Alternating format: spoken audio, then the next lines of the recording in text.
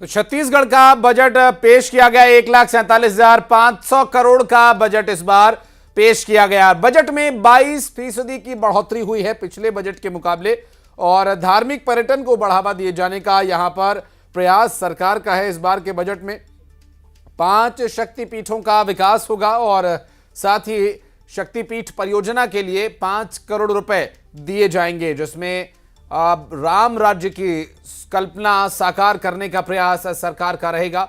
साथ ही रामलला के दर्शन के लिए भी 35 करोड़ रुपए सरकार खर्च करेगी और स्टेट कैपिटल के लिए 5 करोड़ रुपए रखे गए हैं। आपको बता दें कि दीनदयाल भूमिहीन योजना के तहत 500 करोड़ रुपए खर्च किए जाएंगे और साथ ही नई सड़कों के लिए 841 करोड़ रुपए के खर्च का प्रावधान रखा गया है। 1,47,500 करोड़ का ये बजट छत्तीसगढ़ के विकास को किस तरह से तेज गति प्रदान करेगा और इसके क्रियान्वयन से क्या लाभ होगा, और छत्तीसगढ़ में बजट से जुड़ी ये 10 बातें आपके टीवी स्क्रीन पर फ्लैश हो रही है। और साथ ही साथ आपको बजट भाषण के कुछ मुख्य बिंदु भी सुनवाएंगे, जब वित्त मंत्री ओपी चौधरी ने छत्तीसगढ़ विधानसभा के सदन के पटल पर बजट भाषण के माध्यम से बजट के प्रावधानों का जिक्र किया।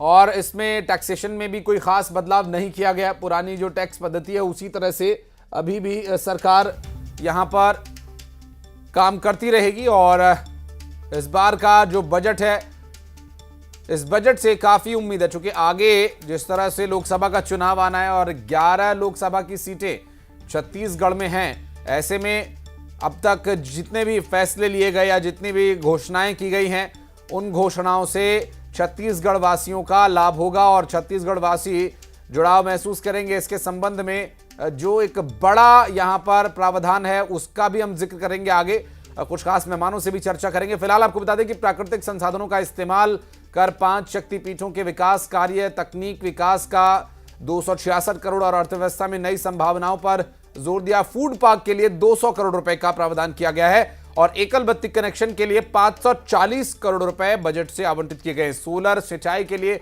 670 करोड़ का खर्च। कोरबा में एल्यूमिनियम पार्क बनाया जाएगा। साथ ही छत्तीसगढ़ के इस बार के बजट में हाफ बिजली बिल योजना का भी ऐलान किया गया। 400 यूनिट खपत तक बिजली बिल हाफ रहेगा। तो ये वो प्रावधान है जो कि इस बार के बजट में दिए गए हैं। मछली पालन पर भी फोकस रहेगा और ज्ञान, जी हां, ज्ञान का जिक्र जरूर यहां पर बनता है, क्योंकि ज्ञान जो है वो गांव से शुरू होगा और जिसमें किसान, महिलाएं और युवाओं पर फोकस रखा गया है, जिसमें जी से गांव है, वाई से युवा है, ए से अन्नदाता यानी किसान है और एन से नारी है, यानी गांव का युवा, अन्नदाता और महिला, पूरा फोकस इस पर रहेगा। और तपेश चंद्र गुप्ता जी हमारे साथ जुड़ गए, अर्थशास्त्री है। तपेश जी, बहुत स्वागत है न्यूज़ 18 मध्य प्रदेश छत्तीसगढ़ पर।